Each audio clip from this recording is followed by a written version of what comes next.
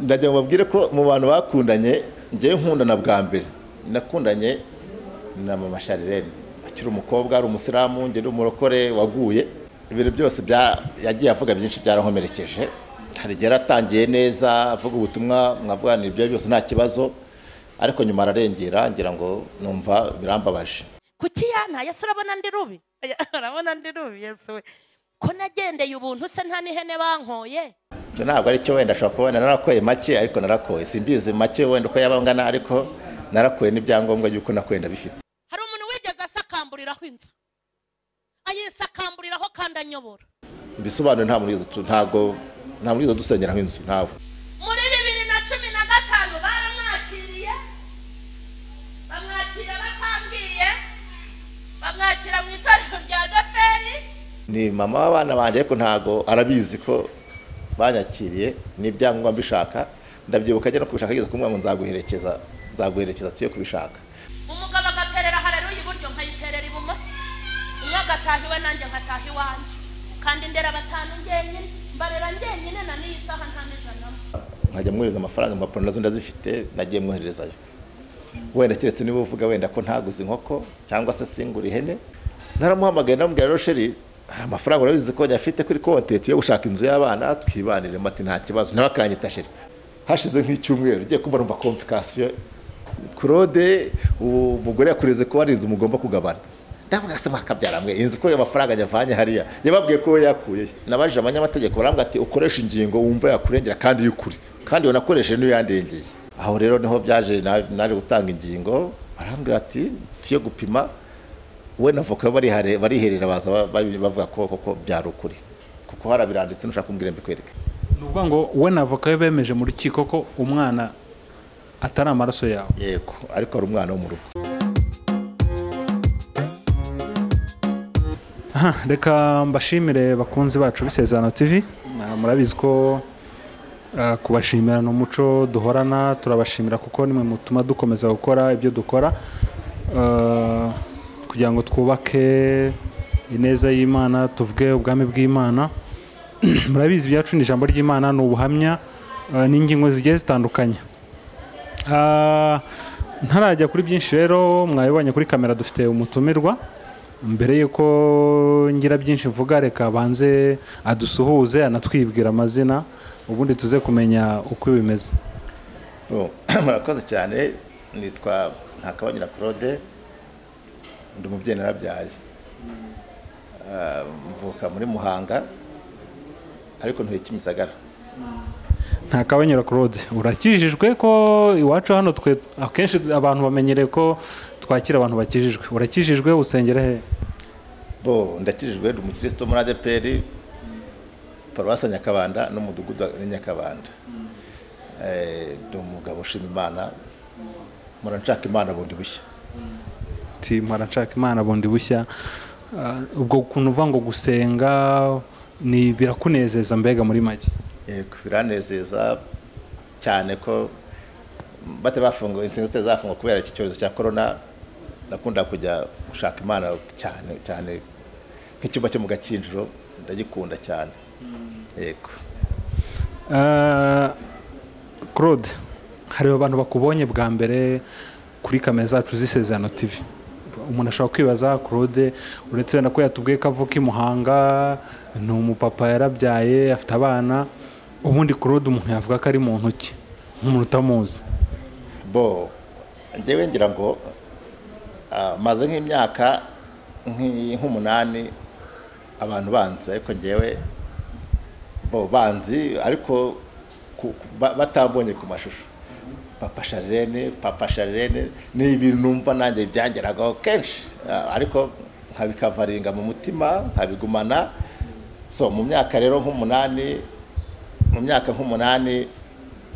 banzi mu buryo bumwe cyangwa ubundi njyewe rero uyu munsi n'indi minsi nk'ingahe ishize niyemeje kugira ngo bambone kandi n'ibintu nagiyemo nzi neza nashaka gusobanura rero njyewe ndi muntu ki yego hari uwo wenda wancumuyeho nanjye wanacumuyeho ariko tunababarirane dukomeze urugendo rujya mu ijuru yego mwabyumvishe rero ko twakiriye Papa Sharirene abantu benshi baramuzi kuko bazi Mama Sharirene ntekereza ko ari bwo buryo yashatse kuvuga, nta reka twere kubica kure.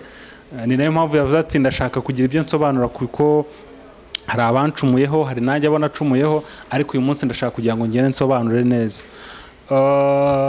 Wenda tutarinjira neza noneho mu kiganiro, uvuze ko abantu benshi bakuzi, noneho abantu bakubwiraga ko bakuzi gute noneho rero? Bo ahubwo wowe uraza kubibwira neza kuko ni nkaho ubizi neza kundusha, kuko bimwe byaciye kuri kino kinyamakuru cyanyu kandi cyacu, kuko nta n'ikibazo tukingukiraho byinshi. Gusa ngenda navukiye i Muhanga, yahoze ari komine Buringa, mvukira mu muryango w'abana n'ababyeyi, ariko tuza kugira ibibazo nyine bya jenoside yakorewe abatutsi. Mama n'ababyeyi harimo mukuru wanjye, harimo na mushiki wanjye, barabica muri jenoside.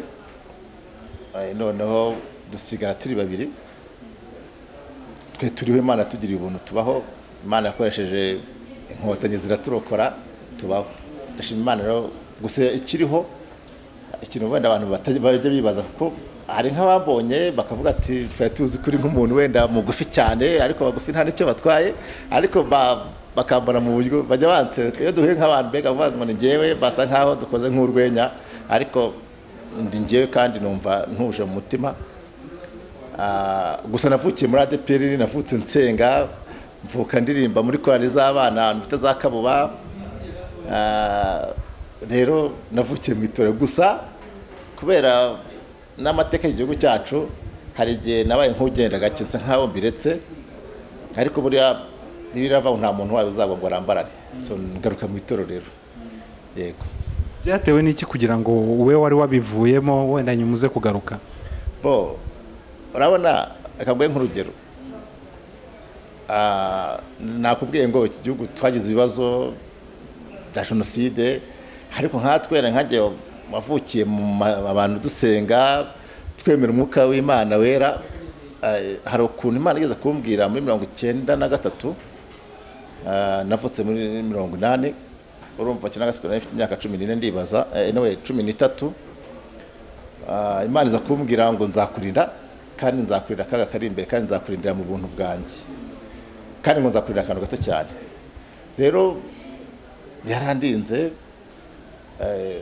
kubihagarika ni ibintu byinshi, nzatanga ubuhamya burambuye mbere, ariko harimo nuko buriya hari igihe ibintu bikugonga neza ugata umutwe, Satani akabona icyaha akawukubisa hasi. Ariko ikiza niko nagarutse mu itorero ryanjye. Gusa icya mbere nashatse umusiramu, njye nari umurokore, ariko bigendamo gake. Ubwo nyine nsa nkaho mbihagaritse, kandi hari n'abantu barambabaje nyine mu gihe cya jenoside, nko kwisha nko ku muntu wenda mwasenganaga akakwirukana, ni nk'urugero. None ukakubona wenda sinavuga ngo ni dini runaka, ariko ukajya nko ku muntu wari usanzwe uza ari umukristo, ntabwo ndi buvuga idini, ahubwo ati byakomeye nawe igendere rwose, cyakora sinkuvugirije induru, ariko genda sinkushaka. Ukafite umuntu ko yasengaga akaba yanze kumpisha, urumva ibintu uzabigumamo kubera iki? Nano henshi n'ingero nyinshi, cyakora abagerageje kumpisha ntabwo ari abo twasenganaga, harimo abantu wenda basengeraga mu yandi madini. Nuko noneho jenoside irangiye rero mbigendamo gake, numva mbega mbaye nkaho binkomerekeje. Yego. Waje gufata umwanzuro wo gusubiramo gute noneho? Bo ukuntu rero naje gufata umwanzuro, wenda hari igihe buriya mwuka w'Imana kugeraho, hari buriya ntihazagira kubeshya, umuntu akizwa ibintu yakoze. Hari kandi sinakubwira ngo ni ibintu runaka, ibintu byose bisa nkaho Imana itemera, ukagira amahirwe umwuka w'Imana ukabikwereka, urabikizwa. So rero umuntu bikijijwe usubira mu itorero, ugasaba imbabazi. Nasubiye mu itorero nsaba imbabazi, abantu mu byangombwa by'iwacu, nsubira mu itorero. Yego. Bo mwabyumvishe rero, dusa nkaho noneho tugiye kwinjira mu kiganiro nyirizina, ariko abumvaga Papa Charlene ukundi mwabyumvishe ko ni umurokore, asengera muri ADPR, ndetse yadusobanuye ko asengera kuri paruwasi ya Nyakabanda. Reka noneho twinjiye mu kiganiro nyirizina. Abantu bakeneye kumenya, bafite amatsiko yo kumenya ubundi waje gushakana na Mama Charlene gute? Mushakana mwarateretanye byagenze bite kugira ngo mushakane mwarateretanye nk'abandi cyane ko bajya avuga ko utanamuhaye nta keya nyine sinzi uko byaje kugira ngo mushakane waduciramo muri make muri makeya ubundi abantu benshi bajya bagira amatsiko wenda nuko mbere yuko kuko kwe ngo njye kuri kamera cyangwa se kuri mikoro mbitekereje imyaka 2 bivuze ko nagishije inama byaba ubuyobozi bunyobora bw'itorero cyangwa se nagiye babwira ko nzageraho nkasubiza ibi bintu ndagiye babwire ko mu bantu bakundanye ngiye nkundana bwa mbere nakundanye na mama Sharirene akiri umukobwa ari umusilamu nge n'umurokore waguye dukundana turi abana twabaga i Kigali ari inshingano nari mfite ariko nkiri mutoya ariko ibipangu bituranye noneho yabaga haruguru mu gipangu iwacu ndabyibuka igipangu nabagamo akazi nakoraga aho ngaho nuriraga igipangu nkamupopera nawe akampopera yari umusilamu yakunda kwitandiya gakoba gatoya naye ndagasore gatoya nuko ariko icyo narinzi cyara abahungu benshi cyane bamukundaga aho ngo mu ikaritsiye ariko kubera wenda hari akantu kabamfashaga kagatuma nkunda cyane wenda ntabwo ndi bugasobanurire hano ariko kari akantu kabamfasha kuko akano katabaho ntabwo nari kumubasha kuko nabara bizi ko ari umugore mwiza physically ukeneye sawa ubwo rero mu myaka wenda nka 17 bara 18 gutyo sinibuka hari akazi nagiyemo hanze y'igihugu ntari busobanure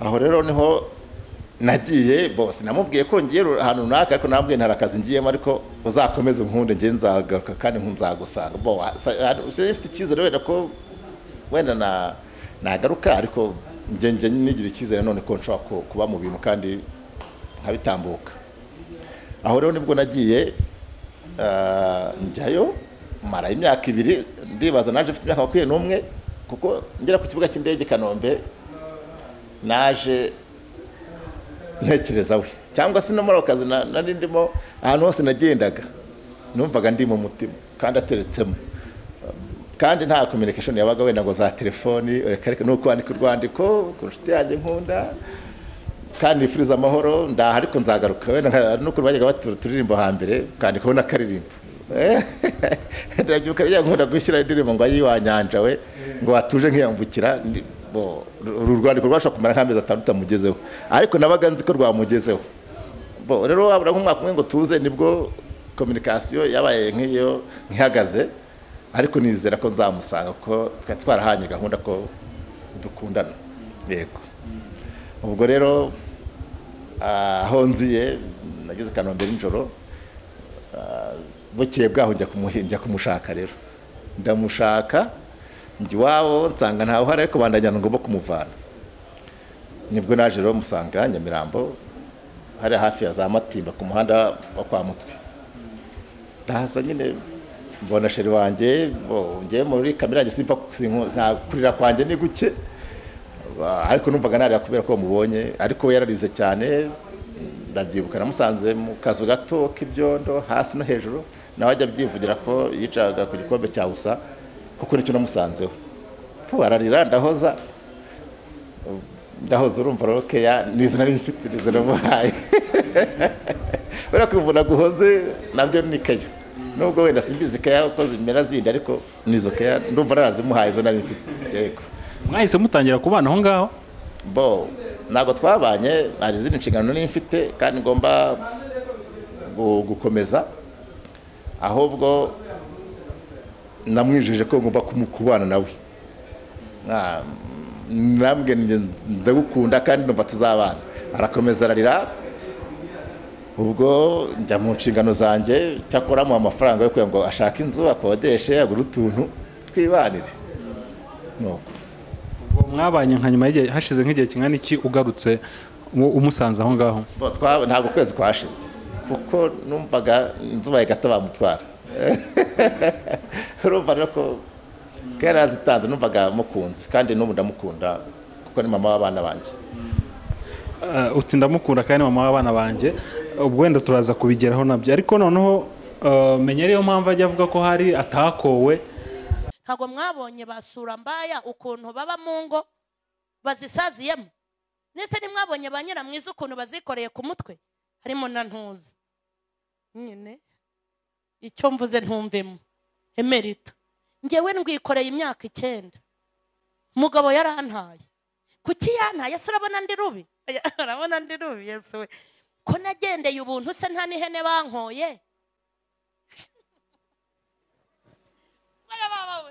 nagendeye ubuntu nta n'ihene bankoye nta n'inkoko naragiye gitifu ntiyanabimenya ko nakoze ubukwe ariko Saveri nakoze ubukwe no kumva aho barabwandika kandi Saveri angera hano mu ivi ntabwo ari cyo wenda ashobora kubona narakoye make ariko narakoye simbizi make wenda uko yabangana ariko narakoye n'ibyangombwa y'uko nakwenda bifite wenda ubishaka nabiguha none kajya avuga ko utamukoye wenda aragiye umuntu azamura nk'ibiciro akajya wenda kumva ko wenda yari make ariko naramukoye kandi ibyangombwa bifite byasinyweho n'ababyeyi be ko naramukoye se ni ukuvuga ngo inkwano ye yahawe ababyeyi nk'uko mu muco w'Abanyarwanda bimera yego n'ababyeyi barasinya sinzi niwanyemera nkakwereka wenda ukabisoma ko namukoye kuko ngenda ndashaka ko ibintu biba neza kugira ngo abantu bamenye ko nakoye gusa icyo ntakoze ntabwo nasezeranye yaba mu murenge cyangwa mu itorero ariko nabyo twari kubigeraho hano ndabona icyemezo cy'inkwano wenda ubwo abari kuri kamera zacu muraza kubona icyemezo cy'inkwano cyasinyweho n'uwitwa Karambizi Martine Mukarugwiza Elina Ntakabanyura Claude hariho ndetse n'abagabo ubwo abakunzi bacu turaza kubibereka hariya kuri ntuza kuri kamera zacu gusa ubwo wenda ubwo icyo cyari icyambere rwa rujiro rwa mbere yarakuyeho kuko ubundi yatanga ubuhamya ko babanye adakowe ariko ubwo ntekeza ko abakunzi bacu noneho babashije gusobanukirwa ubwo ngo mumaze kubana wabyivugiye ko yari umuyisilamu nawe ngo wari umukristo wari umurokore waguye kandi nawe wajya bivuga koko ariko nawe wabitwemereye shaka umugabo w'umurokore waguye tubana ndi umusilamu aho niho natangiriye ikosi ry'urugo umugabo wanjye tumaze kubana uko urugamba rwatangiye Imana yahise imbwira iti kuramwe amapantaro ukureho imisatsi ndashaka uzaba umunaziri wanjye numvira Imana mbikuyeho umugabo ati bisubizeho aha niho hadanje aha bahita danje Imana iti ndavuze ngo ciburyo umugabo ati ndavuze ngo cibumoso nimba umugabo avuze ngo nyura hano n'Imana iticha hano ubwo wanyuraye uti nakurikira umugabo uti Imana se yemera ko ingo zisenyuka Yesu yavuze ngo iki yaravuze ngo sinaje gukuraho amategeko naje kuyakomeza kandi yaravuze ngo uzukunye Yesu yaravuze ngo umukazana na nyirabukwe bazatana umwana na nyina bazatana ko wari umurokore kuki utashatse ko noneho we yakizwa rero buriya ngewe ko wamushishikarije kujya mu barokore hari igihe ureba nk'umuntu ukavuga utari ko uyu nguyu kuko buriya wenda njye nk'umukristo research nakoze nasanze abantu benshi bifuza gukizwa benshi ariko ayo mahirwe bamwe ntibayabona rero nta muntu ubaho waba cyane cyane nk'umuntu wabyigeze agakiza mu nzu y'Imana harafasha urumva ibibazo buriya iyo umuntu agiye gushaka ukabona umuntu wenda ari ukuntu mushobora kuzagongana ariko ukabuzi ko hari mu rusengero bishobora kuzoroha n'ubwo buryo nifuza ko yajya mu itorero kandi yabigiyemo ibyo kuva wenda ngo namubuje kwambara amapantaro wenda ngo namubwiye ngo niyongere asubizemo amapantaro n'imisatsi nta nubwo tuba dufite uburyo bw'imisatsi kuko n'ubukene twari dufite ntabwo bwamweraga ko wenda yashyiraho imisatsi gusa hari igihe ushobora hari abantu bamwe nko mu rusengero ukumva barutwa nuko wenda kwiyambara n'ipantaro ariko ntabwo nigeze nifuza ko yagaruka mu ipantaro kuko ntabwo ari byo kuko nta n'uburyo nari mfite bugura niyo misatsi yo kuba yayishyiraho ko nta n'amafaranga twagiraga ntabwo ari byo yagiyemo ajya mu itorero kandi byaramfashije nubwo wenda hari igihe ujya no mu itorero ukabura n'umuntu ukurera wenda cyangwa se ukirera mu buryo wumva ushaka ukakugiraho n'ingaruka wenda mu rugero rw'urugero ni rurerure yego noneho avuga ko rero aho urugamba rukomeye rwatangiriwe ndetse aho ngaho avuga ko mwaje kubyara umwana wa mbere wanyu w'imfura ariwe abantu bazi cyane Charlene. Charlene ngira ngo bakurikirana cyane isezerano yigeze kuduha ubuhamya ko nawe asa nkaho yabivuzeho. Avuga ko rero urugamba rwa mbere rwatangira aho ngaho ko mwabyaye umwana akavuka mugaye noneho ukamwihakana. Mba ntwise umwana wa mbere avuka mugaye, arambwira tuzabaze iwacu nta bimuga bibayo.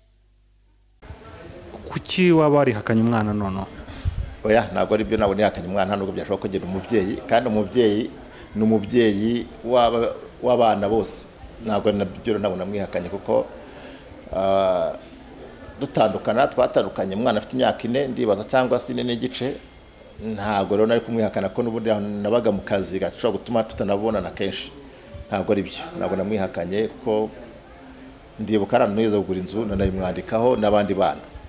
Urumva rero ntabwo namwihakanye, ntabwo ari byo, ni ikindi kintu wenda ntazi impamvu, niyo mpamvu dushaka kubisobanura cyane ko twanagiye no mu rukiko, sinzi ibyo yandeze birasobanuka neza, niba ngombwa nabwo zabisobanura. Noneho abantu bakurikiye rero barashaka kugira ngo babanze basobanukirwe kuko we kubwe avuga ko urugamba ari aho ngaho rwatangiriye. Noneho turagira ngo udusobanurire n'abakunzi bacu baze gusobanukirwa ikihishe inyuma y'ibyo byose, kuko uvuze ko yenda hari igishobora kuba kibitera.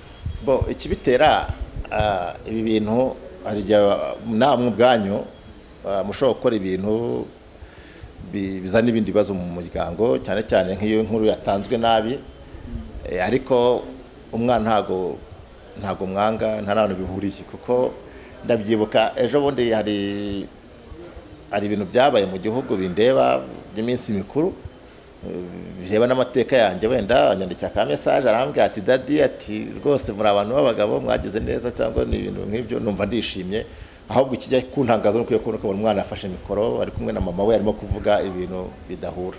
Sinzi impamvu, ariko nabyo mu kanya turabivugaho wenda uko tubitekereza. Mba ntwise umwana wa kabiri avukira amezi 6, ariko ntaramutwita arambwira ngo uramenye uzabyara umwana dusa. Ugeze mu gihe umugabo agutegeka kubyara uwo basa, mpamagara Imana irema nyisaba umwana usa na se ngo mbone amahoro. Imana yo kabyara umwana usa na se w'umuhungu aza ari fotokopi. Buriya rero njyewe naje ndifuza ko abantu bava mu rujijo, kandi ntekereza ko umubyeyi wese umwana uko yaza asa apfa kuba mufitanye icyizere, kuko iyo mudafitanye icyizere yaza atanasa ushobora kutamwemera, wenda mukagirana ibibazo. Ariko abana bose ni bamwe, kandi nta kibazo mfite ku bana njyewe na kimwe. Yego, naho kuba isura yanjye nanjye ubwayo sinzi niba ndi inzobe cyangwa igikara, ariko ntekereza ko n'abandi imibiri yombi, kandi abana banjye benshi ni inzobe. Ntabwo ari kondisiyo natanze, ahubwo umwana yaje kuvuka nawe avuka nyine nk'abandi wa kabiri, nta kibazo. Umwana wa mbere n'uwa kabiri ati nta wundi mwana uzabyara, ubwo nawe uhita ubyungukiramo papa mama. Nuhise umwana wa gatatu intambara irarota, nuhise umwana wa 4 ibibazo biravuka, nuhise umwana wa 5 ndagutaye ndagiye. Niko byagenze koko? Wenda aka kantu nkagusobanurire neza, nkasobanurire n'abakunzi bawe, n'abakunzi b'ikinyamakuru, n'abakunzi banjye, n'abandi bantu b'abakunzi b'umuryango wanjye. Ibyo byo nibyo, kuko dufite ibibazo, dufite ubukene, tuba mu nzu batwirukana mu nzu iz'8, iz'7, iz'10 tudafite uburyo, kuko dufite ibibazo by'ubukene.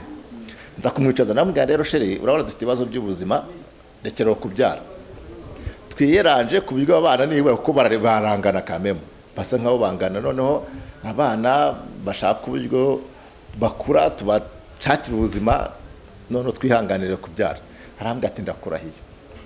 Muri iyo minsi yari ni umuntu uzi no kudoda imyenda yose, sinzi bamubwire mu masengesho ko kudoda Imana imuhindurira akazi, nabyo biteza ibindi bibazo, kuko umushahara hafi y'amafaranga makeya, ubuzima bw'i Kigali hambere hashize nuko tugera tubigiranamo ibibazo ariko nitabaza n'imiryango mpamagara abavandimwe namwe nise mwamfashije ko mubona ikibazo ari ikibazo kundi numvaga ntashaka kubyara abana nashoboye kurera urera mbere bamba ariko ubwo kubaza ati se wowe kuntera inda nanjye wamagara nkibaza uburyo nateye inda kandi mfite n'ibibazo by'ubukene nuko tugira tugongana ku bintu nk'ibyo ngibyo buriya rero aho ngaho hari igihe uvuga nabi kandi nanamusabye imbabazi pe namusabye imbabazi kandi mbivanye ku mutima wanjye maze imyaka 10 ngiye nsabye imbabazi ubwo no kuvuga ngo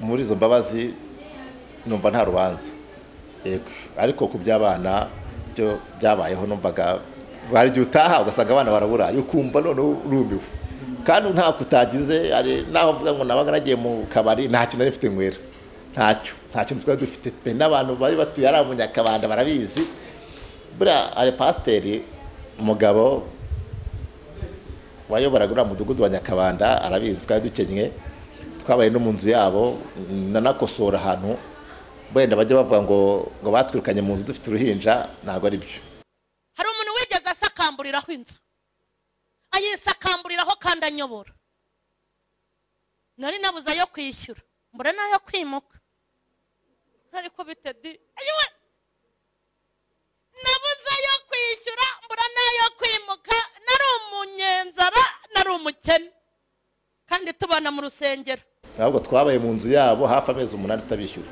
y'urusengero kandi baratwihanganira gusa cyaje kubaho nyuma ni nk'ayo masezerano nyine abantu bafite yuko bazaba mu mataje bazaba mu mihanda ya zahabu wenda muri tukiri mu isi n'icyo kibazo cyagiye kibaho ukabwira umuntu ngamuguti rero dore ubuzima buranze reka tuzamuke ku misozi dushaka izo za make ati ndakurahiye ndashaka kuri kaburimbo kandi ubwo kaburimbo ufite nk'ibihumbi 30 mukagera mugongana ku bintu nk'ibyo ariko bwari ubuzima n'ibyo twagiye dupfa bwari ubuzima kandi ntekereza ko Imana yatabaye icyo kintu rero nshaka gukosora kuko hari ikiganiro ntekereza ko niba cyaraciye hano niba cyaraciye ku yindi cano simbizi ariko kivuga ko ngo batwirukanye dufite uruhinja ntabwo ari byo gusa nyuma icyo naje kumenya batubwira ati muduhe inzu nyuma y'amezi 8 tabishyura anarenga ngira ngo bari barabonye icyangombwa cyo gusana kandi twe tukiri mu nzu yabo nuko rero ni nuko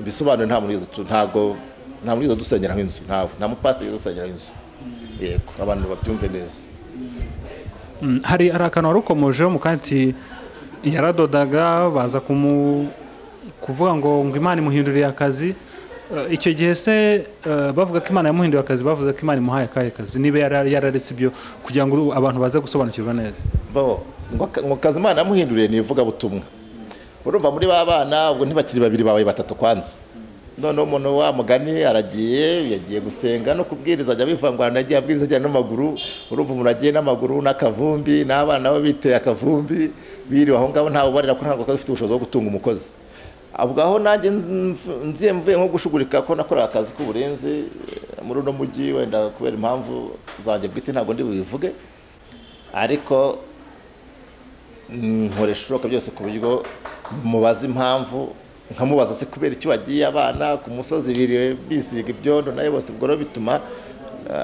tugirana wenda nk'ibyo bibazo ariko nabyo ntekereza niba ndabona wambaye impeta ushobora kubura umugabo wubatse abagabo niko duteye tuba twumva abantu bagenda batubwiye kandi bagakora ibintu gitaratibo ku murongo ku buryo nawe ubibona mu bibazo mufite mu bifatanye gusa aho ngaho nagiye nitabaza nkabwira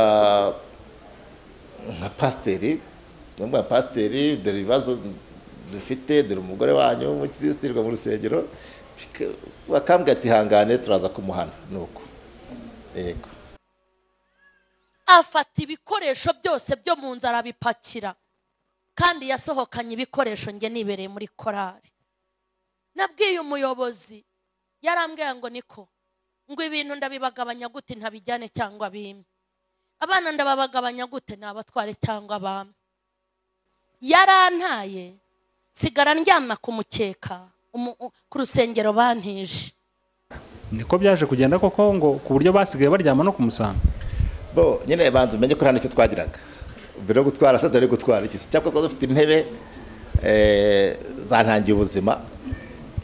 Izo ntebe nizo twakoresheje kuko namwe tuzigurisha dore ibintu byakomeye. Arabyanga arabati nta kuzigurisha, sinzana yagiye asanga nazigurishije. Nibwo twimutse tuva mu nzu y'abandi.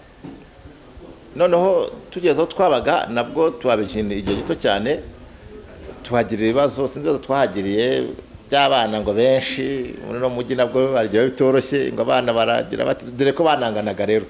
Ubwo rero nibwo baduhaye prive, ndamugani tugende, arambwa ati Jeff Tisezaro ko nzaba kuri kaburimbo nidera amafaranga mfite, ntabwo kaburimbo bishoboka tuzamuke Kamuhoza. Turagenda tujya genda atabishaka, barafite amasezerano buriya bene data n'abashiki bacu bagirana amasezerano menshi, nanjye ubu ndayafite.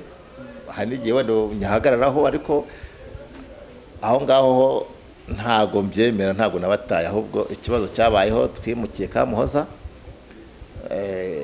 Tugeze Kamuhoza uwo twimukiyeho dusanga inzu yari igurishije, tuhaba amezi 2, aduha no kwa gatatu aratubwira ati ariko muzave mu nzu narayigurishije. Kwa gatatu kugeze inzu barayisenya, inzu bayishyira hasi, bayise ko twavuyemo iri hafi kurangira rwose. Ariko icyo gihe sinzi umugabo umwe, no mugabo umwe uririmba muri Asmos ara Munyakabanda, aragera mu mafaranga arambwa ati mugere mwimuke. Aya mafaranga yamaye rero ntabwo ndi umuvuga izina singombwa, gusa n'umukristo n'umudiyakone wanjye. Turagera ndamuga ati twimuke, arambwa ati ntabwo nongera kuzamuka ino misozi. Nibwo twagiye ndagenda nkodesha inzongo muri uwo musozi.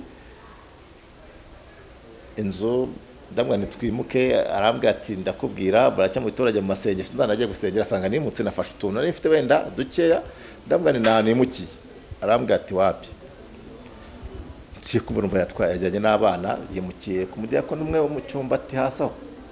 Ndakurikira njya kujyayo mvugana n'abo ngabo no mudiyakoni, arambwa ati abana bane n'ibyo bafite nuko ntabwo nabataye rero, ntabwo singize ntabana n'umunsi n'umwe, cyane ko nta kibazo, ntabwo rigeze ntabana, wenda ari ibintu twagunganiyeho cyangwa se ibintu by'amasezerano abantu baba bafite wenda ntazi, cyangwa se numva n'ibyo byagiye bitugoganisha.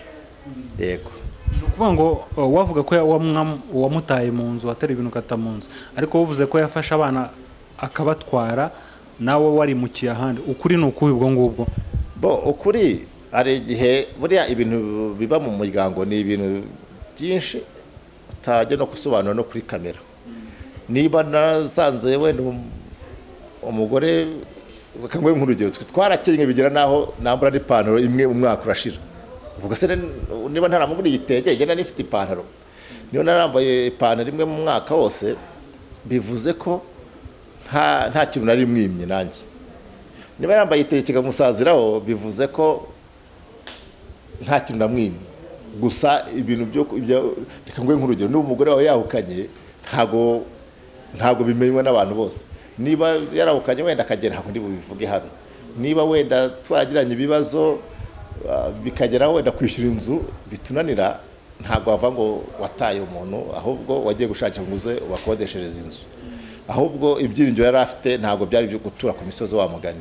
Yego, avuga ko muri iryo joro uwo munsi wanabataye mu nzu ugasohora ibintu byose, ari ngo ijoro ribanziriza hari ngo ushobora kuba wari wamukubitiye mu rusengero, unamuvanayo ngo uraza umukubitira n'imbere y'abaturanyi, ari nabwo ngo bwakiye ugasohora ibintu byose ukagenda. Aho twabaga naho twasengeraga hari haturanye, bampa umwanya bati visi nasengera iteraniro ryeje umuhanuzi umukozi w'Imana Mama Sharirene, ndarizamura rya 6 z'ijoro ridafite ikibazo. Mwami Yesu, ndasengera umurimo wawe wejo. Umugabo arinjira tutabizi, araza aho ndi gusenga, nge nibereye mu mwuka umpa amahoro. Arinjira, ninge wari uyoboye isengesho, araza nkubita urushyi rumwe, araza angaruza urundi, nikubita hasi ngwisha umugongo, nkwita inda y'amezi 4, umwana wa 5. Ibintu ntekereza ko ari amakosa nakoze, kandi nayasaba imbabazi, kuko jewe nahagaze imbere y'Itorero nsaba imbabazi, kandi nasabye imbabazi baranazima, nawe ubwe namusabye imbabazi. Ibindi rero bikurikiraho byinshi ni commentaire, ni ibintu byinshi ntabwo bifite ishingiro. Nose ko niba waramusabye imbabazi kuki ataziguhaye cyangwa kuki akomeza kugenda abivuga gutyo? Bo niyo mpamvu mu myaka 10 dutandukanye cyangwa se mu myaka 8-6 abivuga, niyo mpamvu niyemeje nanjye kubisobanura.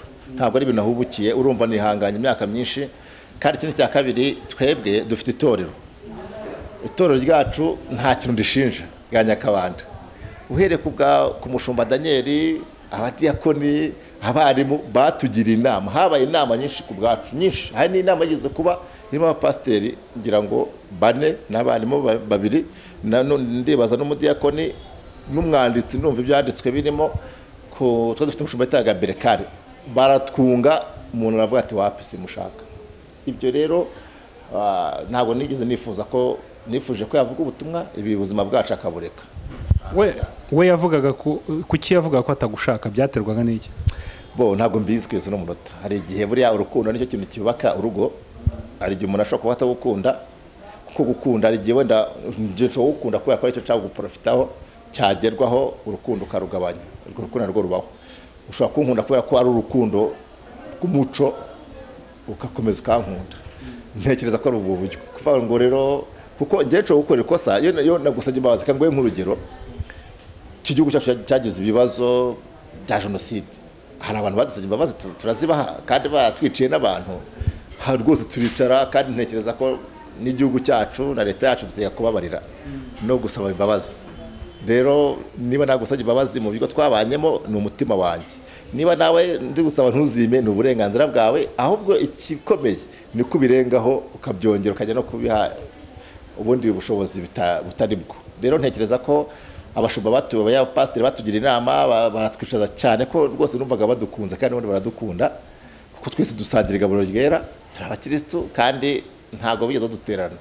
Nk'ubwo iyo nama iba yavugiye amagambo akomeye, aravuga ati rwose muzamuha umukobwa mwumva mushaka njyewe wapi, kandi ndabyakira. N'itorero mu burenganzira bwo gushaka, ubu ngo ufite uburenganzira bwo gushaka, n'ubwo gushaka nyuma y'ibyo byose nabwo biba byoroshye. Ushobora kuzavuga ni nagukunze, ariko buriya ndi papa Charles navuga ati uretse nzakubwira, bikagera uko nyine nuko, ariko nuko byagenze. Sinzi impamvu atazimpaye, ahubwo wenda ubutaha uzamumbarize, cyangwa se wenda muzamumbarize impamvu atababariye. Yego, muri 2015 baramwakiriye, bamwakira batambwiye, bamwakira mu itorero rya Deperi, bamwakira ku mudugudu wanjye. Ngiye ku ifunguro ryera nkebutse mbona nawe turicaranye, ibyo babyitaga filimi agasobanura. bo ntago mbizi, sinzi impamvu ivuga ko banyakiriye mu itorero, kuko naramutumiye, ariko nari mfite nanjye amakuru ko ntabwo yifuza ko ngaruka mu itorero. Yifuzaga ko ngomeza gutyo nyine akajya agira wenda uburyo abamo mu buzima bwe, ariko kuko buriya hari ukuntu buriya ushobora kuvuga ikintu, ariko kuko kangoye nk'urugero, twebwe twicaye hari imbere, nanjye nicaye hari inyuma, turi abakristo aho ngaho. Ariko abakristo buriya itorero rigira abantu bashishoza, n'abanga bakurikira ibintu byanyu buriya barashishoza. Buriya harimo abantu b'abahanga cyane udashobora kubeshya rimwe kabiri, ukajya hariya ukavuga ko wenda ngo itorero bakwaje. No se itorero ntago ari umudiyakoni, ni mama w'abana banjye, ariko ntago arabizi ko banyakiriye n'ibyangombwa mbishaka. Ndabyibuka ajya no kubishaka ageze kumwe ngo nzaguherekeza tuye kubishaka. Ahubwo nyuma yabonye ndigatsemo, abona arimo kugenda atsindwa wenda mu byo avuga cyangwa se mu mbuto ze, bituma rero bimutera ikibazo. Ariko banyakiriye abizi, kuko banyakiriye ku igaburo. Ndabyibuka dufite pasiteri aravuga ati umuntu wacu yagarutse mu itorero, bankomera n'amashyi cyane. Gusa icyo nibuka ari ku igaburo nawe yari ahari, nabonye asohoka, nta kindi nibuka. Ariko ibyo ngibyo nta n'ubwo wabimbaza, wabibaza itorero impamvu wenda banyakiriye ntibamuhe raporo, ariko numva atari uburenganzira bw'uko bamuha raporo. Gusa baranyakiriye kandi nishimiye kuba ndi umukristo wa Nyakabanda. Cyangwa se wenda bashobora kuba barakwakiriye mutaratangira kujyana ibyo biganiro hagati yawe nawe n'abashumba ngo babahuze. Buriya iyo ugize amahirwe wenda umuntu mwamufitanye ibibazo, cyangwa se umuntu mwashakanye akajya mu itorero ni amahirwe ukwiye kwishimira, ahubwo ntukwiye kwishimira kuvuga ngo ntabwo bakubwiye. Oya, byari insinzi kuri we. Ariko buriya Satani n'umugome yabonye ibyiza dushobora kugeraho, tukavuga ubutumwa wenda turi kumwe, cyane ko twajwe no kugirirwa ubuntu wenda tukasa nkaho duteye imbere mo gake, kuko ibindi biracyaza. Ntabwo ibindi rero wabimbaza rwose. Gusa icyo nzi cyo niko nzi ko aho twaguganiye namusabye imbabazi. Yego.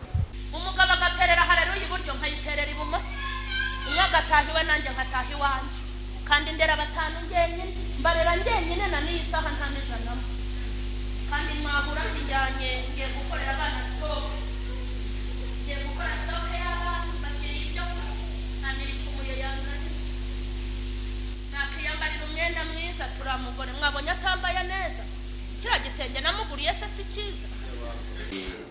Nibyo ntago wigeze umufasha kurera abana ko kabarera wenyine? Ntago ibyo ari byo, kuko ntago warera abana wenyine ngo bishoboke. Okay, ashobora kuba wenda hari ibintu yakongeraho, kuko kaguye nk'urugero ushobora kuzana Pakistani wenda ushaka Tanzania. No, ntago mu Tanzania ukango uti wapi uzejuza newe nzana Pakistani uvuga uti oya ejo rwose we uzazana igice kuzane Tanzania, kandi njye nifitiye kigori wenda cyese niba ari ibyo ashaka kuvuga, kuko ngira ngo waramusuye we, niba atari wowe n'abandi bagenzi bavuga ngo dore firigo irahinda n'inkoko, nkanjye kwiga inkoko sinakuba mu kwiga gihe ndabitinya, ntinya no kwibaza muri restaurant, kuko mbona ari ibintu bitari ibyanjye cyane. Ukabona wenda amasamake, kuko webye imishahara umuntu abakorera nta nubwo waguramo inkoko zirenze 5. Ubwo rero wenda bavuga ibyo, ariko ibindi turayifatanya, cyane ko hari igihugu nagiyemo ngize amahirwe y'ubuzima nkajya mwohereza amafaranga, impapuro nazo ndazifite, nagiye mwoherezayo. Wenda keretse niba uvuga wenda ko ntaguze inkoko cyangwa se singura ihene, ariko bikira n'ifite narabitanze, cyane ko buriya hari ikintu mukwiye kumenya. Niba wenda mpembwe ukambwiye n'ubuhembwe wenda amafaranga tukatubari 50. Buriya ubukiye mu rugo rurimo umugore n'umugabo, mushobora kubimanaginga mukaguramo umuceri wenda wa kigori, mukaguramo n'ibirayi, bikamara nk'iminsi wenda 15 na bakagira icyazana. Buri ingo ebyiri ntabwo ari ikintu cyoroshye kuvuga ngo wacyemeza, keretse simbizi ngewe nzi ko bigoye, keretse niba ari ibyo avuga. Ariko abana ndabambika mu buryo bwanjye, nawe arabambika kuko ni umubyeyi, kandi ntekereza ko atari ibintu nava ngo ntabwo yani mama yagize neza, ndanamukunda, nkundira ko ayandereye abana tugafatanya nk'abantu batabana. Buri abantu batabana ntabwo bafatanya nk'abana, keretse niba ari ibyo wenda. Kuko ndibaza nawe urabizi neza, njye ndabizi ko ubizi ko hari ibyo bikeya ntanga, kuko nkuko abyivugira Imana yaramushubije, bisaba ko nanjye nishimira ko yamusubije. Ndanamusengera ngo imusubize cyane, noneho akomeze ambere abana hafi, cyane ko abana banjye buriya ntago bakorwaho n'abana nyine bagomba kubaho, kandi bakabaho mu buryo bwacu, kuko sinava ngo ndabagurira inzu hano mu mujyi kandi bitashoboka. Yego, wenda abantu bashaka kubyumva nyine bakumva ko ari kwa kundi usanzwe nawe abivuga, avuga ko ubwira abantu ko hahira abana, nawe ukabivuze uti mpahira abana, ariko wakavuga ko mu by'ukuri atari byo. Ni iki cyemeza noneho ko abo bana bahahira koko? Buriya ikintu ntago wenda barumbwiye ngo abadiyakoni ngo nkababwira ibyo, buriya abana nabo bashyushya n'inkuru, ntawe nabibwiye. Gusa ninjiriwe hari abaca bakabona ko icaye ku ngiwe, wenda arabona arengwa, yandi bambwira ati ntago harengwa. Ibyo rero kuvuga ngo nabwiye umuntu wari ushobora guca no ku muhanda ujya ku rusengero wacu bakambona, wenda ushaka nko kumuvugisha wenda bakamubwira ibisibyo ko ntemeza ko umudiyakoni yamubwiye ibyo, kuko kandi no kwambara buri umuntu wibana, umugore umuvugabutumwa uzwi ku isi yose ashobora kugura umwenda ngiye ntagura. Yego, niba ashobora kugura rishe niba ari rishe y'ibihumbi zaje nangewe ntago nayabona, wenda aho ngaho wenda aho nabyemera ko ntabikoze. Niba bava ngo nazaniya hari inyama zitagira igufa zibana muri za simbizi, ntabwo bye nabishobora, ariko bikeya turayifatanya. Ariko n'igihe ambwira ati ntuvunike nta kibazo abana bafite, wenda yagiye nko mu mwuka, ibintu bye byinshi singura ko kubikurikirana, ariko ntabwo ari byo muzongere mubaze, nanjye mumbaze, cyangwa se muzaduhuza ahantu twe twikoreye deba nta kibazo, twe turakijwe, mwe muzaduhuza nibwo nzabisobanura neza. ubwo ntabitwemera tuzabahuza. Ariko ntekereza ko wari utubwiye ko hari impapuro ufite zerekana amafaranga wagiye umwoherereza, ubwo abakunzi bacu nabo baraza kubibona kugira ngo babone ko ibyo uvuga ko ari ukuri, ndetse niba hari ko ayo mafaranga koko yamugezeho. Ntekereza ko ubwo abakunzi bacu baraza kubibona, turabibereka kuri screen zacu. Aho ngaho kangoye nk'urugero, hari amahirwe nagize, nza kubona mishoni ya peacekeeping, leta irayimpa, irampamagara yambwira ati dukurikije twaguhaye mishoni, njya mu mishoni ya UN. Wenda sinakubwira ngo nagenda nkora iki, ariko narayibonye, njya mu gihugu kimwe hano, njyayo ndamuhamagara ndamubwira bonge ndagiye, ariko nta nubwo dufite ibibazo, ariko ndacyagukunda. Arambwira ati humura genda, ariko nugaruka tuzakora ubukwe. N'abantu bakagenda bibwira abantu, kuko njye numvaga nshaka kubaka, kandi numvaga nashaka kubyara abana batavindimwe, cyangwa se wenda ngo nshake urugo rwa kabiri. Ubundi niyo ntego nari mfite. Noneho ngiye kugenda mfata amafaranga muri banki bari baduhaye, ndamuhereza, ndambwira ndagiye. Gusa ngenda mbabaye, kuko buriya nawe uri umugabo, hari ukuntu umugore ashaka gusezeraho gakubita nk'amezi 6 ufite ibyishimo, ariko ntabwo byabaye. Nabaye nk'ubabaye, ariko ndikomeza nk'umuntu w'umugabo. Nuri indege ndagenda, gusa ndagenda ndasenga ko aho twari buriya abakirisitu beza babaho, bashobora kumenya nk'ikibazo ufite, bakagenda bakaguheka mpaka. Turasenga, bakajya bambwira ati dusenge, tugasenga. Ngaruka rero ari ahantu namubwiye ni rero sheri naje ngeze ku kibuga cy'indege, ntegereje Rwanda ngo nurire. Ubwo rero bambwira ukuntu bigenda, arambwira ati bo, ati ngewe ndimo gusenga, ariko ubu retse ndaza kukubwira. Rero ngiye turaziranye, buriya ngewe uriya muntu wanjye turaziranye. Buriya abantu benshi bagenda sinzi ukuntu abantu bagenda nge turaziranye. Niyo mpamvu nahagurukiye gusobanura bino bintu. Ni ibintu nahagurukiye, ntabwo ari ibintu nahubukiye, ni ibintu nagiyemo nzi neza. Ndamubwira ni rero, arambwira ati bo, kuko ntabwo aca ku ruhande ndabizi. Arambwira ati ngewe mu gitondo, ubwo nageze muri transite, ko hano nabaga nagomba kuba nuri indege kabiri. Ngeze muri transite masanga umugabo umwe w'umurokore uvuga ururimi ntumva. Arambwira ati shaka interpreta nkubwire. Arambwira ati imbere yawe dore bitegereje ku mwuka w'Imana, urabizi turawemera, n'ubuhanuzi ngenda bwemera, nubwo wenda ntemera ubw'ibinyoma, ariko ubuhanuzi ndabwemera. Arambwira ati kandi koko niko byagenze. Njya ahantu ndapfukama, mbwira mugenzi wanjye ngo dusenge. Ndaza mu gitondo ndamuhamagara, ndamanukira hehe, muraza kunyakira uburyo. Arambwira ati ngewe mbabarira, ndimo kwisengera, ntongere kumpamagara. Ndibaza cyetse rero code narayigize, ariko numva nyifite ko binakoraga byose banda birekodinga, kuko ni ibintu banzi ko nzasobanura. Cyese Kanombe nari mfite umwuka w'Imana mwinshi, numvaga ndi umukristo mwiza kabisa. Kandi buriya yo umukristo mwiza ufite unatababonye agafaranga, uzi ukuntu biryoha, birashimisha bikomeye cyane. Ndaza njya mu ihema rihari, ubwo ngewe nari mbuze ururabo, ndabuze rwo mu kigunda kabisa, mbura n'umunyakira. None nabwiye nawe, arambwira ati ndimo kwisengera. Ndavuga nti karabaye. Buriya gusa bakaririmbo k'Imana kanzamo ka 41, abazaba muri cya gihugu bazaba bambaye imyenda yera. Ngira ngo nibyo muri babazaba no mu murwa. Ira ndirimbo 41 ni indirimbo nkunda cyane. Buriya ndayiririmba nyine ndafashwa, ariko buriya ryo ufashwa ugafashwa unibaza kubera iki. Buriya utangiye kwibaza ngo kubera iki, nibwo Imana itangira gukora. Ndaza ngeze Kanombe, njya ndapfukama ndasenga. Maze gusenga tujya aho batugeneye, ndahava. Ntabwo nari mfite ahantu ho kujya, kuko nari mfite Imana bari byo yanyiyamye. Njya mu Kanombe twageze wera nko masaa 6 z'ijoro, mpita nigira Samuduha mu butayu. Cyeseyo niyo ntakuye amasezerano yandi nayo. Buriya ntugire ngo okay nawe n'urugamba rukomeye. Buriya biriya bintu ntabwo ari ibintu washyira hariya ngo byoroshye, ariko nagerageje gusenga ko imbaraga zanjye zanganaga.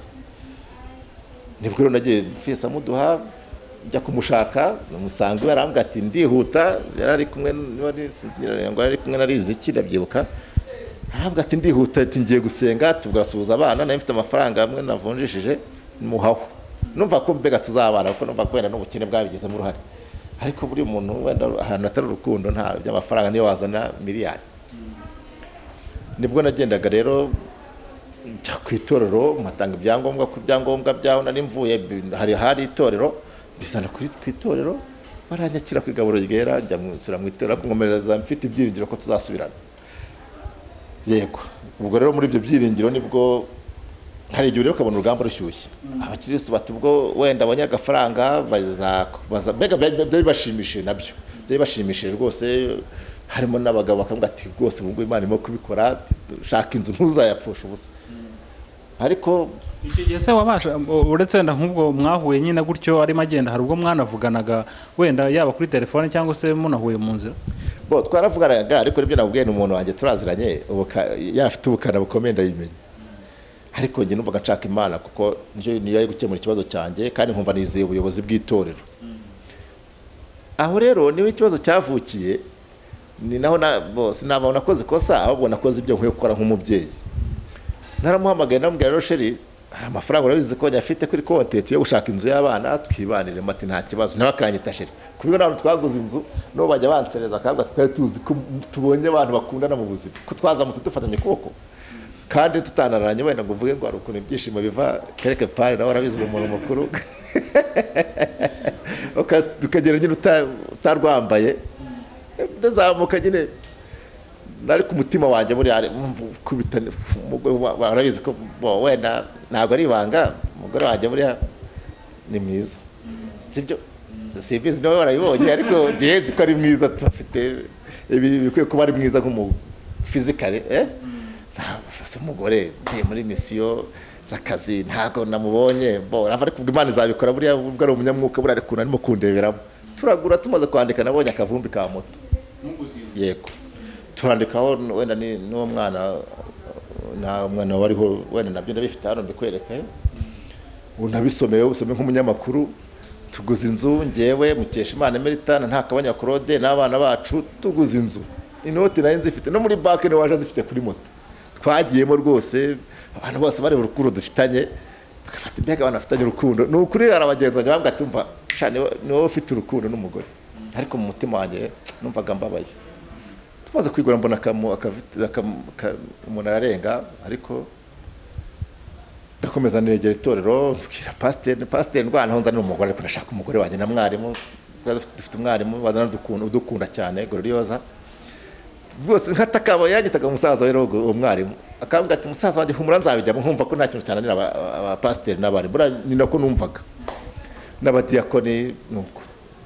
Rero nibwo nabonye nyine ngiye kumva, numva hashize nk'icyumweru ngiye kumva numva komfikasiyo, kuko iyo nzu tuyigura harimo abapangayi, kakaba dufite n'inyigo zifite imiryango irenze 3, none ndavana ubwo arimo apangayi, reka ne kubavanamo, tuzabavana muri ya nini, none tugiye kwibanamo, niko nabyibazaga. Ndagenda nakodesheje nigumirayo n'ubundi. Ubwo rero nibwo nagiye kubona mbona komfikasiyo, bati Claude umugore yakureze ko ari inzu mugomba kugabana. Ndavuga se makabyaramwe, inzu ko y'amafaranga yavanye hariya, yababwiye ko yakuye. Hati dore ngiye bikomfikasiyo, wenda sinzi niba abanyemera nkakwereka tuyigura, kuko ibimenyetso nshaka gutanga, ndifuza ko abantu batuhokaho ntibagikomeza kutugiraho ibibazo. Inzu dore urupapuro ruyigura, urupapuro ruyigura ruri hano, sore dore nguru, wenda ntuvuga amazina yo twayiguze kuko si ngombwa, wenda urareba ko abana bariho, unasharire nariho nta kibazo n'umukobwa. Ntangire kujya gushaka Imana bundi bushya, njya mbwira abantu gushaka Imana bundi bushya, kandi nanjye mpora nifuza kwishaka mu bundi bushya. Ubwo natangiye irundi rugamba rwa kabiri, nibwo rero nabwiraga itorero nyamuneka mumfashe umugore aze, harimo wenda n'abagabo bari abadiyakoni, twagiye dukora umwuga umwe, nkababwira ntimumfashe dore mwakabyaramwe, abapasiteri bambera abantu beza bakaduhamagara, kuko hari umupasi twageze bita Berekare rwose ndamusabira n'umugisha akahamagara ati muze ndabashaka akatugira inama kugira naho wenda arambirwa bakongera akagaruka baradukunda ku itorero bakadusuhuza kugira ngo mbega urumva buriya abantu abakozi b'Imana bafite strategy nyinshi cyane z'uko banisha abantu bakanigiye baduhamagara tukajya nko mu biro bakatwakira ariko biranga ariko kubona umugore rero muri kumwe mu rusengero asa neza nawe usa neza waraye wipfumbase nk'ipine y'imodoka wa mugani we urumva ukumva neza kagira gereza ufite ariko wenda ko byanze watereta nkashaka ukubise nawe akubwira ati reka buriya ibyago bigwira abagabo wa mugani ubwo rero bikomeza gutyo nkumva bagiye mu binyamakuru bati Papa Sharene utarahaye umugore keya Papa Sharene gutyo bakatubona mu rusengero nuko tuba muri ibyo ariko muri convocation niho wenda nshaka gusobanura gato twaburanye ku kagari Ruburagica nsobanura ko ari umutumano uko byagenze kagara bati rero twe ntitubishoboye ngo muzakomeze nibwo nagiye kubona mbona urukiko rwamamagaje bati Mama Sharene arakurega ko ari inzu mwaguranye mushaka kugabana nsobanura urukiko urumva we yari afite avoka ari ukuntu buriya nshobora kuza nkakubwira ni ngewe nararushye wenda n'urugero ukankubita avoka nk'ubuntu sinzi iyo bamuvanye njye nari njyenyine rero niburanira aho rero kwiburanira ndi njyenyine nibwo bwa mbere ngiye mu rukiko ariko avoka muburaniraga ngira ngo ntekereza ko yari nk'umurokore azi ko ngenda umupagani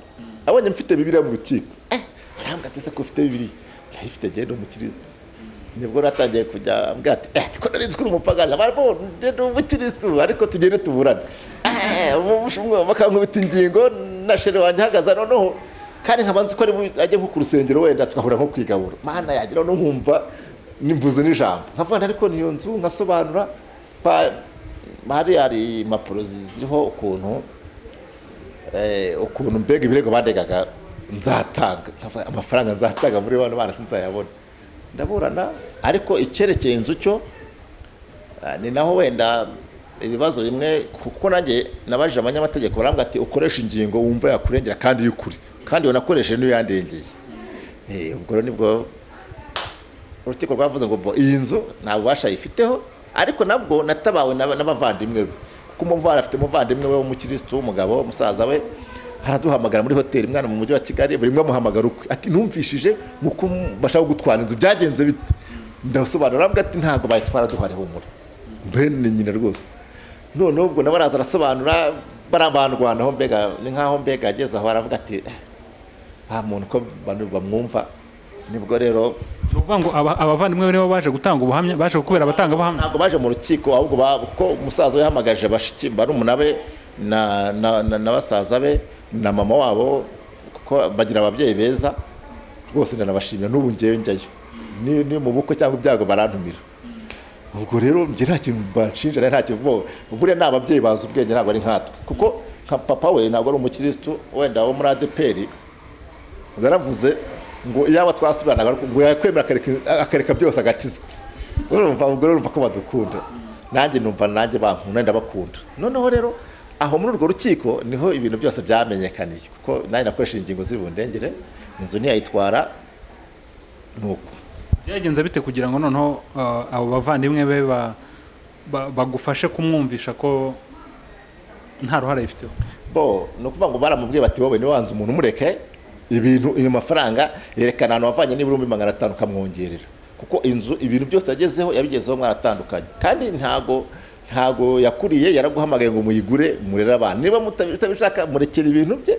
wowe ugenda ukwawe nuko byagenze kandi ntekereza ko gusa urukiko rwantegetse gutanga indezo ndagerageza ndabitanga mu bushobozi bwanjye bukeya hari impapuro nazo zibyerekana ko hari aho yasinye namuhaye uko yakurikiranye amafaranga yatanze akurikirana urubanza impapuro hari hariya noneho aho rero niho byageze aho ngira ngo yaramaze gutera imbere wenda n'umwuka w'Imana umugezeho buriya sinya ncira urubanza mu bantu bamenye Imana buriya umuntu anagwemukira yaramenye Imana by'umwihariko kuko hari igihe umwuka w'Imana uzamugeraho noneho akabivuga neza cyangwa se gusaba imbabazi aho rero niba wamugeze arambwira ati ibyo ufite ibyo udafite nta kibazo ubu nta rubanza ati nta n'ibintu byawe nkeneye ati rwose ubyereka kandi ku neza ariko nawe nabona agafaranga nkamuha nyine gakeya ni gake kuko nta kintu buri umuntu aba afite uburyo buke ariko kandi ugerageza no kugira ngo ushake ibizatunga n'abana mu minsi iri imbere, kuko biriya hari igihe biba ari ibintu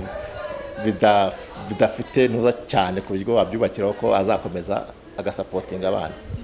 none aho mu rukiko byaje kurangira bite rero, kuko niho twari tugeze? Urukiko rwaje kurangira runtegetse gutanga indezo.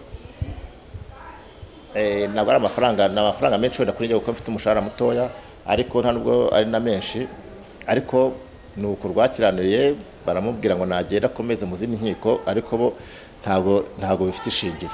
Ubwo na bene nyina bagiyemo nyine bituma abireka gukomeza kunjyana mu zindi nkiko. Yego. Wavuze ko urukiko rwakubwiye ngo abacamanza bakubwiye ngo nawe ushaka ingingo ikurengera. Ni ihe ngingo yaje kukurengera rero? Ingingo yaje kundengera rero ubundi mu bintu yandegaga buriya ndi umubyeyi w'abana bose, ariko ntabwo abana bose wenda barabakuye mu nda, aho byaje gusa nkaho bindengera. Niko navuze ko hari umwana areze ariko ntabyaye, ariko yavukiye mu rugo, ari umwana uri mu rugo nta kibazo, ariko naho byaje kundengera. Aho nibwo urukiko yavuze ati oya, urukiko ati oya bose nuwe nsaba ko bapima. Reka turagira ngo abadukurikiye baze gusobanukirwa neza. Wavuze ko hari umwana wavukiye mu rugo ariko atari uwawe. Yaba ari wa wundi Charlene twavugaga wihakanye, bimeze bite? Ariko icyo kintu cyo kubyihakana kisimbuke, kuko niba nguze inzu ya miliyoni zingana kuriya kandi nkamwandikaho, bivuze ko n'umwana rwose uri mu rugo. Ariko umwana uba uri deregite wenda mu buryo bumwe cyangwa ubundi, ariko umwana wo mu rugo. Ndetse buriya niko utanabizi, buriya bakubwira amagambo anyandikira amagambo meza cyane. Ngira ngo ni nk'ibintu wenda bamushyiraho bigafata indi ntera, ariko ni kwa kurusha nko gukora nk'ikosa ntubwire umwana ukuri. Buriya ngewe mu ndererwaho nabwo ni mu ndererwaho cyangwa se bavutse muri no buryo, kuko hari nabo bagera bakavuga ngo wenda ngo babayeho, ngo bavutse, ngo hari ukuntu babaye, Imana barindira ngira ngo hari ntibagira ikintu kibakoraho, ariko niyo cyagukoraho nabwo ni ubuhamya. Ushobora gukora icyaha ugasaba imbabazi Imana, ukanatangamo ubuhamya, ni byiza. Aho rero niho byaje naje gutanga ingingo, barambwira ati tuye gupima, we navoka bariherera baza bavuga ko byari ukuri, kuko harabiranditse nushaka kumbwira mbikwereke. Nuvuga ngo we navoka bemeje mu rukiko ko umwana atari amaraso yawe? Yego, ariko ari umwana wo mu rugo. Nuvuga ngo ni umwana wo mu rugo nyine, kuko umwana wavukiye mu muryango ubundi aba ari uw'umuryango, ariko atari amaraso yawe? Yego. Nabwo ufite ibimenyetso byabyo? Ndabifite, kubera ko nemeye no ndabifite, ariko nta nubwo ari ngombwa ibimenyetso, ariko n'umwana wo mu rugo. Ahubwo icyiza niko tuzafatanya tumurere kandi tumuhe urukundo, namwe murinde kumuha mikoro, kuko ntabwo ari ngombwa ko wenda umwana ungana kuriya bamuha mikoro kandi nyina ataramusobanuriye. Yego, abana banjye ndagira nkubwire ko nagerageje ku bigo buri mwana afite umuryango, na Charlene arimo afite umuryango. Nawe ejo uzaze mu gitondo nkuderegitinge, nzakwereka buri mwana umuryango we, kandi nabigezeho kuko nayiguze ifite imiryango 3 ngira ngo, ariko ubu mfite imiryango 6. Urumva rero ntago kuwe wenda arukurusha kugenda ukajya mu myenda, ngewe sinjye mu myenda, nkafata itafari nkarishyira ku rindi, ukagera ukava ko wenda kwishije inzara, ariko ngewe mfite wenda ibyo nshaka kugeraho. Nawe wenda ari byagezeho, ni byiza tuzabihuriza hamwe turera abana, nubwo twenda tutakomezanya, ariko buri mwana afite imiryango we. Noneho kuvuga ngo wenda ngo by'abana byo tubihuriraho rwose, kandi abana banjye ndabakunda. Nshaka kubwira amafoto njya postinga turi kumwe mu makwe y'umuryango, ngira n'umukobwa buriya rwose na Charlene arankunda, kandi pe nawe ndamukunda, ahubwo ntangazwa n'ukuntu yamushyize hariya hantu. Icyo kintu kinyobera pe, ko wenda uzafate mikoro, ndakwemereye uze no mu ikaritsiye, wenda ntabwo aherutse, ariko muri vacances ari vacances igeze kuza bose baraza bakorera stoke, bibera mu rugo, amashuri agiye baragenda, kandi Charlene wari umuyobozi w'urugo, kandi nta kintu mpfa nawe nta nambara, kandi ibyo bintu kinasobanuke. Gusa wenda ushobora kuba ushaka umwana yiga wenda nko mu ishuri henze, nge bidashoboka, ariko nawe ufite ubushobozi buri umubyeyi nabwo ni byiza, ntabwo ari ibintu byateza ibibazo. Yego. Wakomeje ko insista ikintu uvuti umugore wanjye ndamukunda, umugore wanjye maze imyaka 10 musaba imbabazi. Ubundi wiyo mu biganire wanawaje kutuguti umugore wanjye turanaziranye, iyo mugerageza kuganira kuri icyo kintu ubundi akubwira ngo ikiwe nyine hari ukuntu muba mu bintu wenda buriya ibintu reka nkubwire njyewe ndi umukirisitu kandi nemera umwuka w'Imana buri muntu wese ko yemera njyewe ndabikunda ariko hari n'igihe abantu bemera bakemera mu buryo byabarenze njyewe nkubwiye ko hari igihe njyayo bakanateka gusa haraho ntarenga ho bampaye umurongo ntarengwa ariko nta wundi wamuhaye ni nyir'urugo kandi n'uburenganzira bwe tuzana n'igihe duhamagara nawe wenda reka nguhe nk'urugero hari nk'igihe wenda uriya mwana uriya muhungu sinzi ibyo bahetse kumukorera byandi bakorera abahungu babimukorera nabi nyine babe bamusiramuye nabi aranyandikira arambwira ati njye simpari igihe ufata umwana mujyane kwa muganga mu mafoto ndagenda mufata mujyana kwa muganga banara no mu bitaro ndanamucyura mutegera moto turagenda iyo nsanze bahishije barangaburira gusa buriya nawe uri umugabo hari ibintu umugore yagukorera ugahita unamupostinga direct niyo mwamaze n'imyaka makumyabiri mutabana aho niho byabaye ikibazo gikomeye aho niho bigenda bigongana ariko turaziranye gusa niko cyambabaje kurushaho no kuntu yashyize abana kuri televiziyo kandi badafite uburenganzira nta burenganzira namuhaye kuko abana turabafatanyije ariko nabwo ndi umukirisitu cyangwa se numva nshaka Imana bundi bushya narabirenze kugira ngo ntajya kujya mu bibazo by'imanza kandi n'ababikoze narababariye ntibagire ikibazo narababariye ntabwo nshaka kubitinda buriya haba hari impamvu babashyizeho nawe inzu yo boya inzu nyuma y'ibyo byose inzu ni y'abana banjye nanjye bwite kunda kubera ngo buri mwana afite umuryango we mu bushobozi buke nari mfite nagiye nkora ibishoboka byose ku buryo yego abana bagira ejo kuko hari igihe ureba ibintu buriya nshobora kureba nk'abana ariko nubwo ukora itangazamakuru bimwe urabivanga hari igihe bizakugora cyangwa n'igihe bizanagenda ushoboke n'ikinyamakuru kitakibonye nibwo bushobozi numva mbufite nshobora kureba nk'abana ariko hari ibyo urimo kwangiza yego uyu munsi turimo dusoza ikiganiro cyacu nta kabanyura Claude arateganya gushaka undi mugore cyangwa se azakomeza yibereho gutyo numva nteganya numva ahubwo ufite ahantu wandangira kuko numva numva kuri n'ipfumba se bindambiye kabisa sinzi buriya imyaka 10 ni myinshi hari igihe urarayipfumba se hari igihe nk'ubu gihe sinzi gusasa maze nk'icyumweru ntanasasa noneho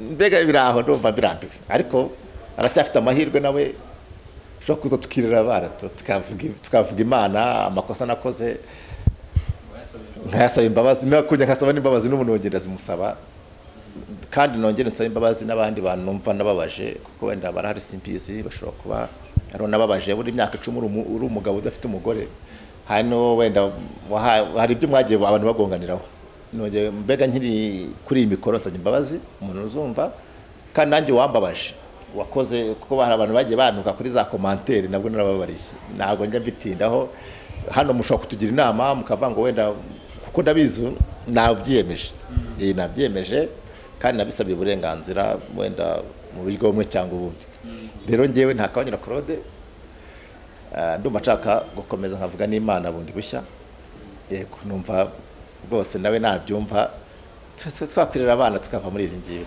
ngo naramuka byumvisha akavuga ati menye yamaramaje azaze rwose akajya kubwira ati reka twirerera abana amahirwe aracyahari ariko imyaka 10 no kubanza kuko buriya nakubwiye ngo buriya uri umugabo ushobora gutabana rakaye ku mugore yakubwira ati ariko buriya ngwino hano nkukuremo n'inkweto wa mugani njye numva bava ngo njye ntazo nkweto bankuyemo kuko nta nizo nari mfite wenda ubu nzifite azinkuramo simbizi ariko nta nkweto nari mfite kuko twarabakene nta nkweto yankuyemo yewe nari mfite n'ipantaro nari y'imisira kuko yari imwe ndabyibuka ko namaze buri Imana natabara koko rero ahantu yabyumva sava ariko nanone ndumva bindi mu rukundo rwaraje kandi ntekereza ko nabwo nzabahamagara muzane kamera mu bigaragaza ko n'ubu twamaze kuba yego ndumva mushaka umugore yego Claude turagushimiye ku mwanya wawe kandi ntekereza ko abakunzi bacu babanashije gusobanukirwa neza ko noneho turimo dusoza ndashaka kugira bamenye muri biriya byose niki cyakubabaje niki wakunzemo turimo tugana ku musozo ibintu byose yagiye avuga byinshi byarankomerekeje hari igihe yaratangiye neza avuga ubutumwa mwavuganira ibyo byose nta kibazo, ariko nyuma ararengera ngira ngo numva birambabaje. Ikindi ndamushimira ngewe ko buriya twebwe abagabo ntago buriya bari abana biza kubampa ntago sinzi ko byari gushoboka, kuko bari bakiri bato. Ndamushimira ko yagerageje kandi abana bakaba, kandi abana banjye ntago baba mu muhanda, babiwe baba ahantu heza, ndayimushimiye. Ikindi ndashimira itorero ryanjye rya Nyakabanda, ndarishimiye kuko ntako batagize. Ikindi ntagire umfata nabi, byari n'ibintu natekerejeho, ndashaka kubisobanura kugira ngo abantu ko hari ibintu byatera ibibazo bindi, kandi ndashaka kubisobanura neza kandi ntibigire bikomeretse. Warumbajije ngo wenda ngo ibintu byambabaje ku isi, ibintu byambabaje ni nka bitatu, ariko igikomeye mu gihe cya jenoside bishe ababyeyi banjye mpari, barabishe babica mpari, ariko mama arambwira ati humura uzabaho, kuko nawe yari umukristo yarasengaga. Ngewe ngerageza kwirukanka ndabasiga, ubwo urumva n'Imana yamfashije. Tugiye Kabgayi Inkotanyi ziratubohora, nazo ndazishimiye. Icyo nicyo kintu cyambabaje, ukuntu bishe ababyeyi banjye. Ikindi cyo nishimira kurushaho, nishimira kuko nagize amahirwe kujya hanze y'u Rwanda. Nishimira igihugu cy'u Rwanda, igihugu cyane ni igihugu cyiza cyane, ku buryo ubaye mu mahanga ukabona iki gihugu ari cyiza, wenda gisa neza, ndakubwiza ukuri ko ni igihugu cyiza.